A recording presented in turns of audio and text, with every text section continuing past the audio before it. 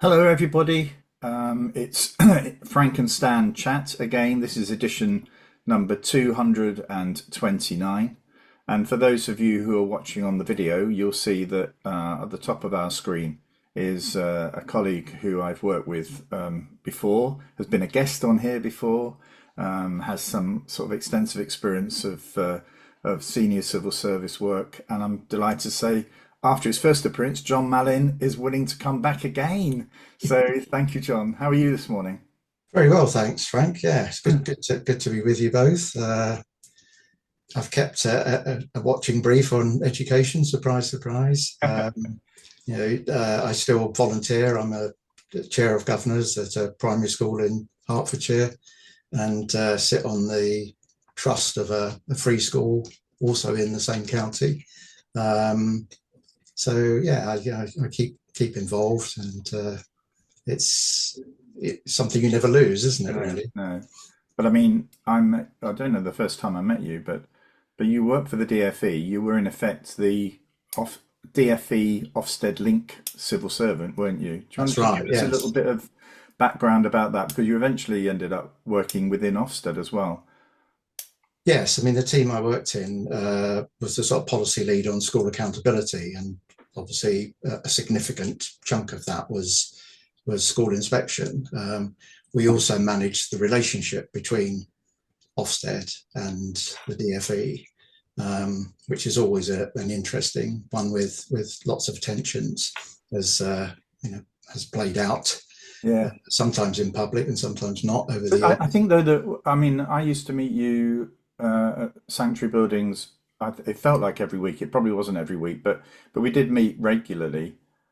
And it's funny for me as the tension always seemed to be resolved. I mean there were challenges, weren't there?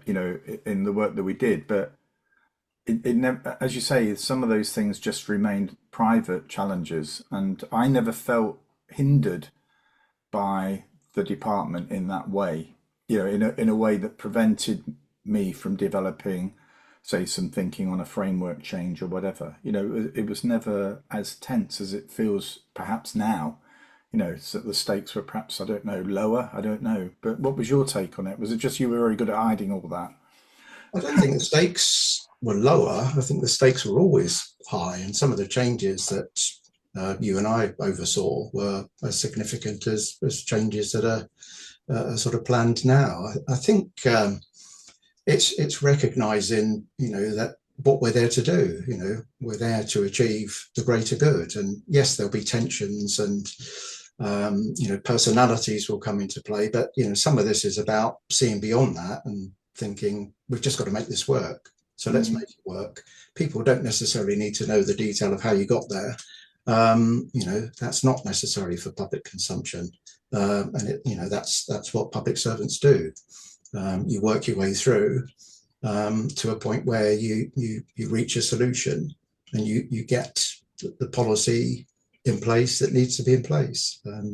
Yeah, but a lot of it is about um, building those mm. relationships. I think you and I took it upon ourselves to see that there was merit in meeting regularly. Um, I'm not sure that's necessarily carried on over time Right. to the same degree. Yeah. Um, and I think, quite often it's meeting when there's a crisis rather than Yeah. meeting to ensure you don't get to a point where there's a Yeah, yeah, yeah. crisis. Yeah, because sometimes, I mean, there were very few meetings, Stan, where we would meet and there was very little to talk about. But I do also remember that some of those meetings, which happened regularly, were got to a point where they're quite personal stuff. So I knew where John was going on holiday.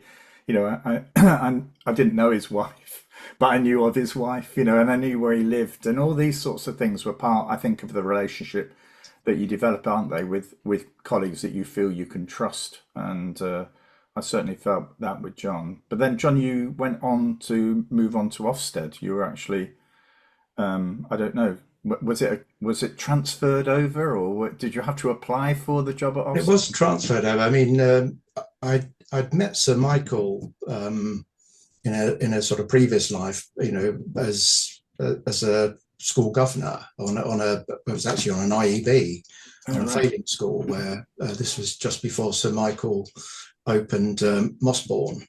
And he was brought in to chair this IEB. So I sort of knew him not very well, but I sort of knew him from then. And I think, as we met when he became chief inspector, he remembered that. And I suspect he just got to know a bit about my ways of working. And then, at one point phoned me up and said, I'd like you to come and work over here. Would you think Right. about it? So I gave it some thought, and I thought, well, actually, I probably know Ofsted quite well, and coming in from outside might be a helpful perspective as well from a sort of government policy perspective. And it just seemed like a good move at the time, so that's how it happened. And I'm glad I did it in the end, because I'd like to think that I did contribute something to Ofsted and made a difference in terms of policy understanding and ensuring inspectors knew the parameters and the importance of working within the law and the regulations, and where the boundaries are. Yeah. And it was good to be able to play that part on the inside of the inspectorate, as well as having done so in government. Well, I think it was significant. I did. People got to know that you were coming on today. A number of former HMIs contacted me over the last few days to say that they will definitely be watching this episode because of the work that you did with them. Was seen as supportive and helpful. So yeah. So all those colleagues, thank you for joining us today. I hope it's interesting for you, Stan. What's caught your eye this week? What have you been up to? Um, I was chatting with a teacher who was telling me the usual tales at this time of year, that the year six students have lost the will to work. We talked about part of it maybe being the hot weather, but mainly that they'd switched off now. They've done, and it coincided with a couple of weeks ago, me seeing a group of children out on a school visit, all wearing their class of 25 t-shirts and hoodies, and it just made me think that was in mid-June, and there's sort of still 6 weeks to go. Are you not writing those children, basically giving them license to say we finished? Mm. And it struck me that 6 weeks is quite a long time in the education year to be saying, well, you've done now. In secondary schools, it works because the children are old enough to go off and have either a longer holiday or prepare for their next step in education. But I'm not sure in primary it works quite that well. And I think it's always been the case, but I think now, when I thought more deeply about it, I actually put the blame on the SATs and the timing of the SATs. And you think, well, the timing of the SATs has to be so we can get the results out before the end of the year. But I don't see children punching the air and running around when they've got the final exam, the SAT results, and I don't see secondary schools demanding those results, because they don't get the official ones until October anyway. Mm. So it just made me again question why we have these high stake tests that really put massive pressure on individual children, when the truth is it doesn't affect them very much anyway. Mm. It narrows the curriculum. It means that schools try and pack in everything they can in 6 weeks that are pleasurable rather than pure academic. And I still see schools with year six children from about February only really doing maths and English as the main core of what they do, and everything else, it appears from the teacher's point of view to be frivolous, because the SATs are everything. Mm. And I just, high stakes is a phrase that we've used quite often, and I think we've got to a point where everything, if it's not Ofsted, it's SATs, and those two are linked. And yet we have ways of measuring school performance without those, Mm. because we've done it after COVID. Yes. Interestingly, I was in school on a visit a couple of weeks ago after SATs, and we were talking. We did some classroom observations, went around the school. One of the things that we reflected on was the importance of routines. Routines in terms of everything, understanding how the school works, keeping the momentum going, and even for year six, in our school, that continues. It doesn't, they don't take their foot off the pedal for year six, and some year six lose a bit of interest, and yes, it becomes more challenging to keep them focused, but we are keeping them focused. In fact, one of the things that's happening before the end of term is a piece of work around personal development, which is going to look at things like importance of communications, collaboration, self-confidence and stuff. And year six are involved in that. And those things are important because school is more than, as Stan says, those measures. There's lots more that it needs to be doing to prepare those young people for life beyond primary school. I think for me also, I've raised this point before, but I think this period is also a time when children and teachers can work together to provide a bank of material that can go up to the secondary school.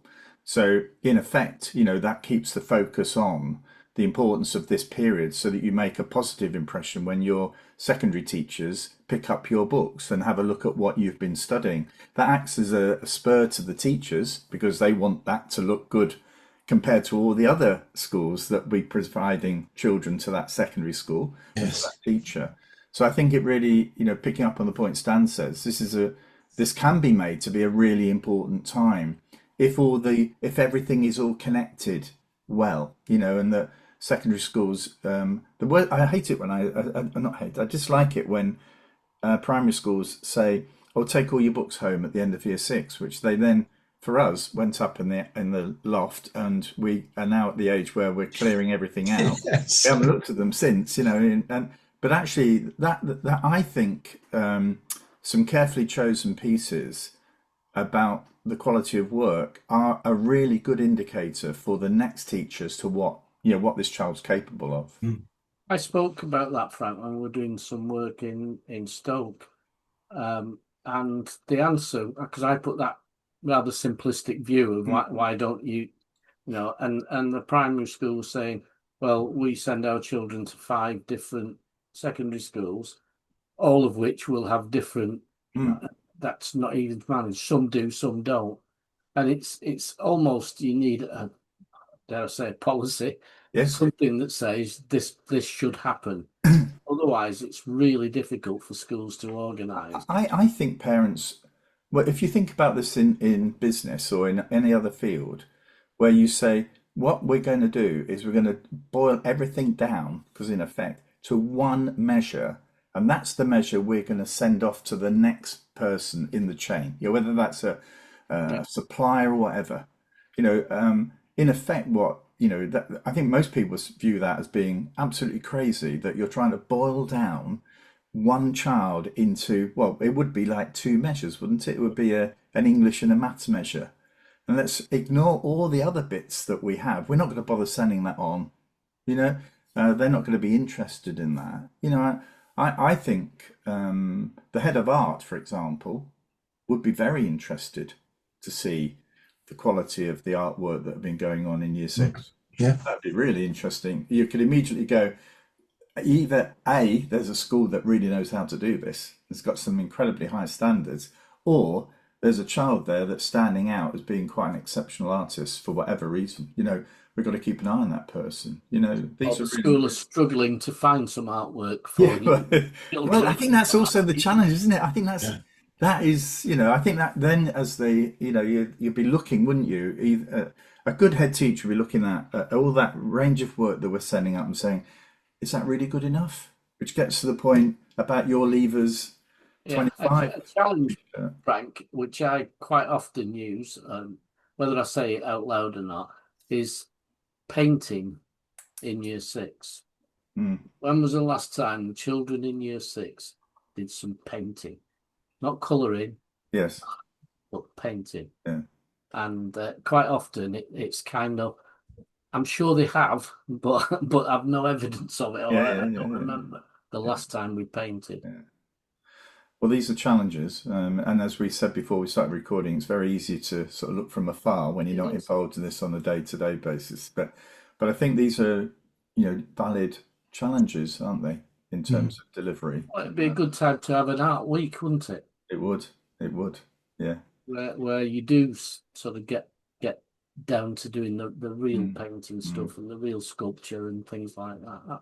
That to me would be a good thing to do in this in this period, strange Mm. period. yeah. John, what's caught your eye this week? Um, Government communications in the broadest sense. I was reading an item last week, an interview with Simon Case, who was the cabinet secretary when the government took office last year, reflecting on the sort of particularly the early stages of government, but some of the more recent experience as well. And one of his observations was around what he described as insufficient thinking, that they weren't necessarily thinking through what they were planning to do. And that reflected in the communication of it, which again hasn't necessarily been clear. And if you look at what's been happening in the last few weeks around welfare reform, where there's been lots of change, call it U-turns, whatever you might describe it as, but the messaging has clearly gone wrong somewhere. And there's been a lot of pushback. But the government's counter argument now is listening. We're listening, so we've changed because we're listening. And I was reflecting on, well, how does that look on the education side of what's going on? And it doesn't feel like there's much listening going on. There's piecemeal bits of policy being put out. It's hard to get a grip on what the big picture is for education. And if anything, the sector is sort of getting more defensive and setting up its own forums. There's one recently where the 4 national education unions have got together to form a group because they feel they're not being listened to. And maybe there's something within education that the department and its ministers need to reflect on there. Yeah. If you were in government, how do you let it get to a point where you find out 2 weeks before that lots of people are not happy with what you're doing? Surely those in your own party, surely those things should have been listened to and smoothed out before you start making announcements. I don't understand how someone can get themselves, as they have done, in a position where they've effectively got to take U-turns because a large proportion of their own party are not happy with what they're doing. I just don't get how you, with a good communications, how you get to that point. I think there are two things for me. The word, I get the use of the word U-turn. I suppose when I think about leadership, if it was all the U-turns that I did as a leader, I'd be thinking, oh, I was flopping around all over the place, But actually, the point here is that I think also when you think that you've got such a large majority, you can withstand some sort of splintering, thinking that we're going to have the numbers. And that also can give you a point where you think, well, we can be bold now. We don't really have to go out and consider what all the views are here because we're probably going to get it through. Whereas if you have a much smaller majority, you've got to do much more listening. You've got to have a more nuanced position in order to get that through. So actually, and this is true of the Johnson government, which had an 80-seat majority, isn't it? That actually that then became a problem. Having such a large majority meant that some members of that party and of the Labour Party can take a very sort of strident position, feeling as though, well, there's going to be people that are going to coalesce around this view, and it's not going to take the government down, but actually it's an irritant, and we can actually lean on the government to get much more that we want. So actually having this large majority, I think, is perhaps means that you feel as though you don't have to listen quite so much, to the different views that sit within it.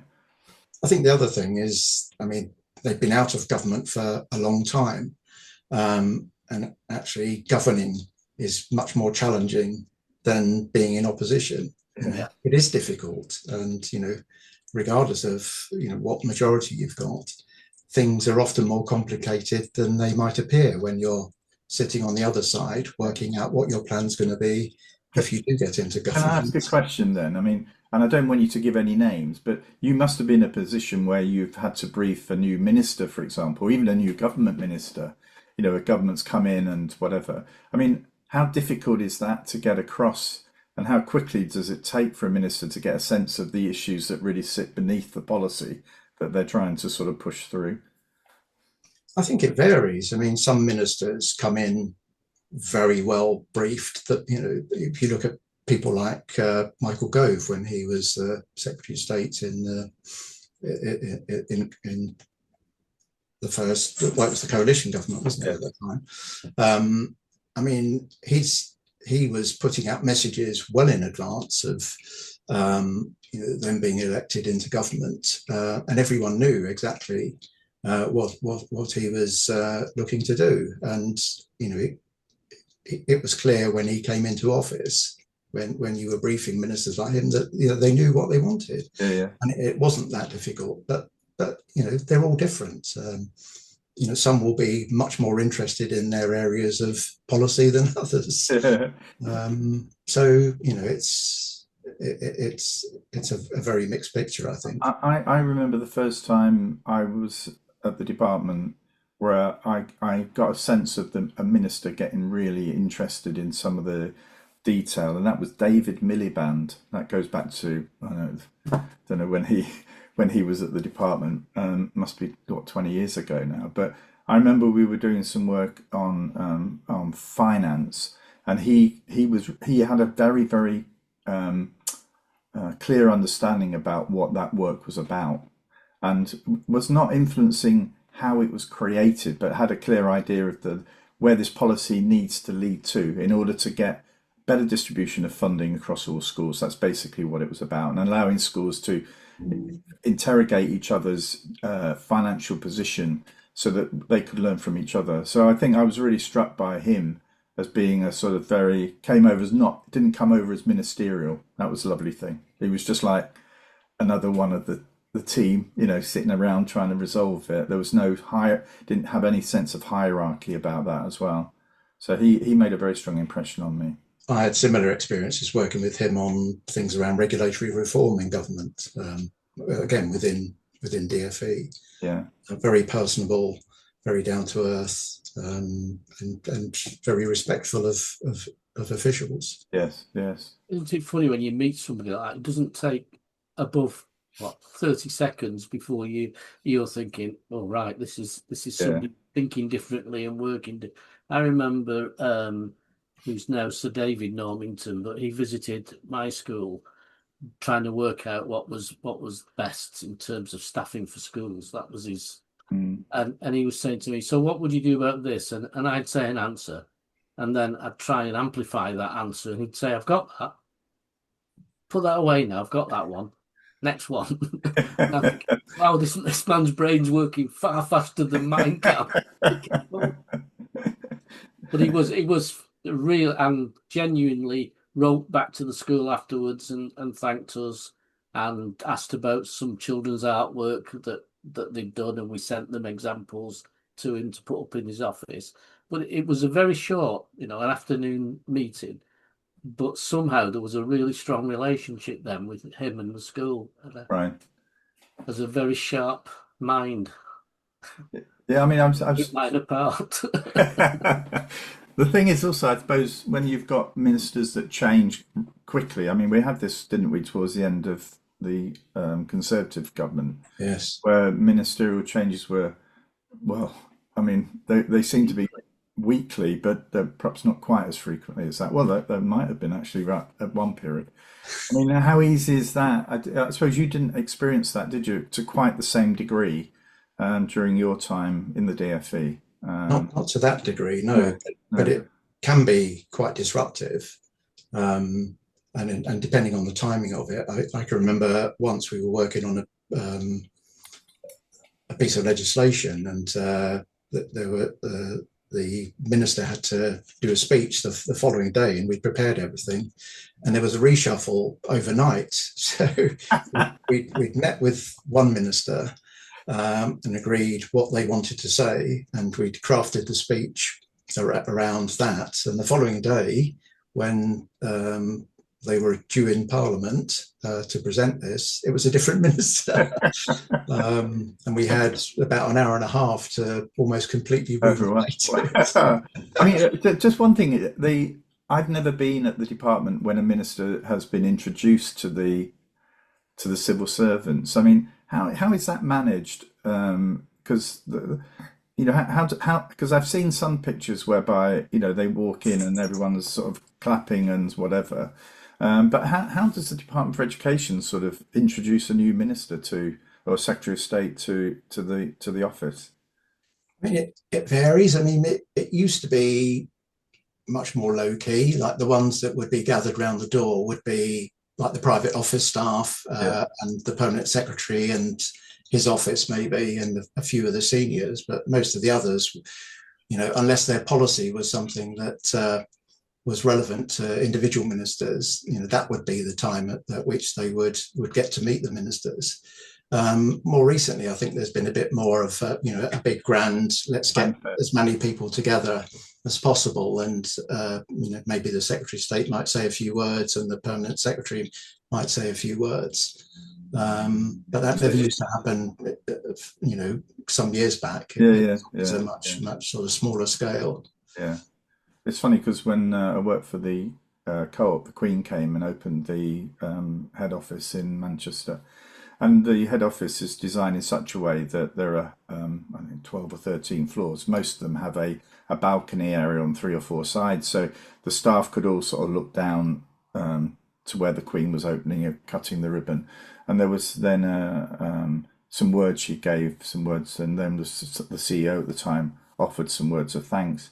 But it actually was a bit like an amphitheatre. It did feel like the Royal Exchange Theatre in Manchester, where everybody was looking down onto the performers. But I think Sanctuary Buildings has a similar sort of feel to it, doesn't it? It does, It has yes. that central sort of bit with the lifts going up, which are all open. It's glass. It's a glass lift system. So I Yes. suppose it is possible to get that amphitheatre feel. Yeah, yeah. I'm going to offer what's caught my eye this week, if you don't mind. I think when I worked for the Northern Powers Partnership, we were invited regularly to the Ofqual briefings, both during the year, but also at the time of the results. And I remember the first year of the algorithm, which was being used, attending the briefing, which was at 7:30 on the day of the A level results, and looking through where I could see. I don't know what it was. Some drew me to the private school results, which showed massive inflation in the grades compared to, say, sixth form colleges. There was overall an increase, but from memory it was sort of like 8 or 9% in the private sector, compared to about a 2% in the sixth form sector or the FE sector. It was as much as that. So I remember asking a question at the time, and it was one of those moments where you thought they were hoping no one had seen this because it was not highlighted in their briefing. And so that then became a challenge, I think, for the sector about the reliability of those grades. Now, I've been interested in what happened to perhaps not the private school entries, but other entries where these children, say at GCSE, young people at GCSE, were given inflated grades, but that enabled them to go on to courses which previously they would not have been able to go on to. So level 3 courses, because they didn't have the right grade in maths or English or whatever. And I remember thinking to myself, well, I'm not hearing many people moaning about all of this. These children have actually gone through now. I'm not hearing people say, oh, well, we've had to sort of kick out a lot of kids because they're simply not up to it. So it was really interesting when EPI produced a report this week, which looked at those young people. And what came through was a sense of clearly more young people were able to get onto level 3 courses during those CAG years than previously. And what the report is saying is that, okay, retention levels have dropped, all right, so but not to the extent that you would have expected.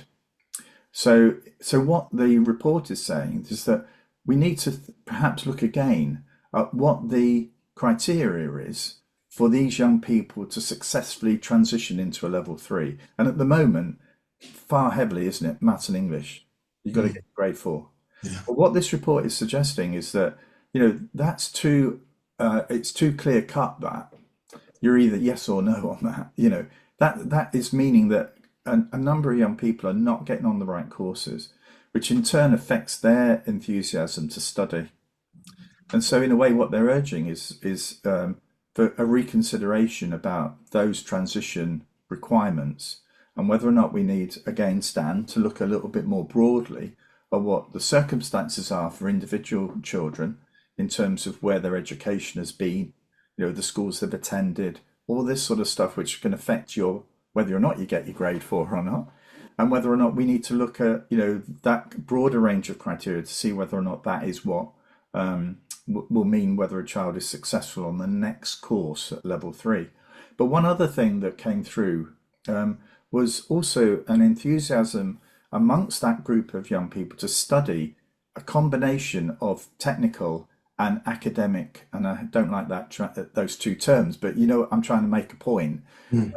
There was a genuine increase in enthusiasm for a combination, which actually then begins to start to challenge the T level a little bit, because I think they're finding that for some students that is just it's meant to be a technical and academic combination, but it's within a prescribed route, a course. Whereas what they were finding from the students that had moved through in the CAG years was just this flexibility. I want to do that, and I want to do that, and I want to do that. I'm picking up on Stan's point. Do you know what? I really do like art. I know it doesn't fit in with anything else, or I do like drama. I want to do drama. And so, in effect, I think that report. I wish EPI produces reports every week, but for me, this one gets to the heart of some really serious issues Mm. about policy direction for transition from level two to level three. And I think we've been saying here for many, many, many months that this is meaning that there are young people don't feel as though they've got control over their futures, and actually they're not able to follow some of the things that they're really, really good at because the system doesn't allow them that flexibility. It gets into that wider debate, doesn't it, about what is education for, doesn't it, Yeah. in a sense? And there's a bit of that going on in the background at the minute, but maybe But not enough of it. not enough of it. No, exactly. What do we say? Just to emphasise that, Frank, what you've just said about I actually dropped A-level chemistry to do A-level art. Oh, did you? What were your other A levels then, Stan? Maths, physics, general studies. See, that's another subject, isn't it? General studies that could do with a rebrand, but actually, you think a bit like media studies, which was denigrated by many, but actually, when you look at how other European countries are addressing some of the challenges around fake news and and all of that, that to me feels as though that's the subject that probably all young people need, and you can get some of that in some of the subjects, but not all of them.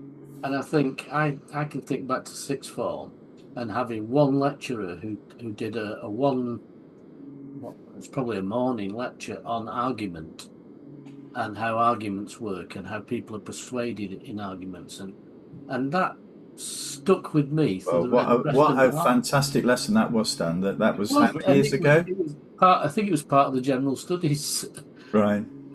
A level, but it was just something that nobody'd ever talked to us about. How do you win an argument? How do you tell that an argument is an unfair argument? And nobody'd ever talked to us things like that. And then got onto advertising then and weasel words and things like that. Well, That we just, for me, it was such an eye opener at what would it be, 17 going on 18. that nothing in my education had touched that previously, and it was a one-off. Yeah, yeah. Does anything? I'm interested to know because I can admit I didn't study A levels. I did start my A level and then I had a lung condition that meant that I had to sort of drop out. So, did you study A levels, John Malin? I did. I did history and art. Interestingly. Well, I have to say these sort of conversations, I wish they could go on for much longer, but we've had nearly 40 minutes of a chat, so it's time to bring it to a close. But John, would love to see you again. If we're still running these chats in 2026, we'd love to have Mr. Malin back again. So if our health holds up, I hope you join us for that one again. That would be good. Yeah, there's certainly lots in the world of education that we're still waiting to hear on, aren't there? Yes, yeah, Without yeah. getting into specifics. No, and go on. It would be good to come back. I mean, certainly, with our sort of interest in school accountability, once the position becomes clearer about what the new system is going to look like whenever it's ready, Yes, it would be good to come and maybe talk further on that. that'd be great. Yeah, that's what we're all looking forward to now, to see how Well, that plays out. yeah. I can announce that next Friday I'll be at the NEC because it's the NGA annual conference. Right. Sir Martin Oliver was the keynote speaker. Unfortunately, because of issues related, I think he's told them to, a certain letter from the Secretary of State stating that she was somewhat disappointed that he was not able to deliver to the original timescale. He's dropped out, and a certain Frank Norris is going to be offering that keynote. So I'm interested. I'm also conscious of the fact that the NGA is a charity, so they'll be worried about what the hell is he going to say, But I will be mindful of the fact that they are a charity, but and also mindful, John, that I think Stan, we've spoken about this before, that it's not easy. These roles that people get, that they are difficult roles. Yeah. They don't always get them. In some cases, Frank, we forget that the people who sometimes get these roles have no background, no experience, and yet they have to learn quickly. And as John said, they have to be brief. They have to be able to, and not only may not have any experience in education other than their own education, but might not be interested either. and they have to lead what everybody, presumably what the DfE and Ofsted and other departments want to be sorted. I think, I don't want to be overcritical, but when we think about where Ofsted was with Caversham, that was known at the time of Martin Oliver's appointment, and for me, John and I have been directly involved in framework development. We know that is it seems so easy, but actually it's quite a specialist area of work. And actually, I think having and it's different between being a CEO or a head teacher and being an inspector, a policy inspector. Policy HMI is a sort of little niche area, but actually, I do think that is a weakness that perhaps should have been developed a little bit more, and perhaps the chief inspector is probably working really hard to get a really good understanding of policy, but also how frameworks work and how inspectors work. That actually is a big challenge, I think, to do that when the spotlight is very much on you, and I think if you've got a weakness, then unfortunately people do tend to poke at it, and I think that's what's happening at the moment. They've not been able to convince the sector that they've got. They've learned from some of these issues that have happened. It goes back to the point you're making, John. I think about the listening element of it. Isn't it? It's about the listening. There's also where's the voice of Ofsted, because it's. We go back over the years. One of the great directors in education in Ofsted, Miriam Rosen, was often the public spokesperson for Ofsted, even on the radio news in the morning. And there have been national directors over time who have been out there and very much, trying to clarify for everyone what was happening. But the we thing don't seem to have that now. No, well, Stan and I were mentored by Miriam, weren't we, Stan? Yeah, that's And why I flinched when you said Miriam Rose. but I think the thing here, and it goes back, I think, to the point I was making, was that actually one of the things that you could never get Miriam Rosen on was actually how do you inspect? She knew how to You do it inspect inside out, and we benefited great from that. There were, and and we have great respect for Miriam, but there are flaws in us all. The weaknesses. I mean, we when you work with somebody very closely, as we did with Miriam that year, we can see that, and she could see that in us. But one of the things that she was rooted in inspection, so she knew precisely what inspectors did. So, and I think that that is possibly where I feel as though that's where the Ofsted voice, the communication is lacking, because it feels as though it's been driven more by the policy or the position rather than the reality of what it's like to inspect. Because I hear many, many, many inspectors telling me that the pilot inspections that were rolled out, you can get a voice saying they're great, a head teacher can say they're great, but speak to the inspectors and they'll tell you it's impossible to do it in the time that's available. Now if I'm hearing that from people off the record who have done a lot of inspections for many years, listen up, Ofsted, because that's a problem. Yeah. You've got to listen. You've got to listen to those people, and I think people like Miriam would have listened to that and would have carried that voice through. Yeah. Anyway, thank you, Thanks, Stan. Thank you, John. Thank you. Another week rolls by. Just to say, the next this is our last weekly Frank and Stan chat. We have two more planned, Stan, before the end of July, but these are more spotlight discussions where we're going to be having a couple of guests on who are going to be talking about a specific thing, and we'll be publishing these or releasing these over the next few weeks. But this is our last weekly edition before the end of the academic year. So thank you to everybody who's watched. Well, we finished early, Frank, have we? And I can now go, hey, Wait, Stan, get your 2025 levers jumper on now. I think I'll buy you one. Anyway, thank you everybody for watching and for listening, and we'll see you during the this academic break, but we'll be back again in September for the weekly chats. So take care, everyone. Bye bye. You too. See you. Bye. Bye.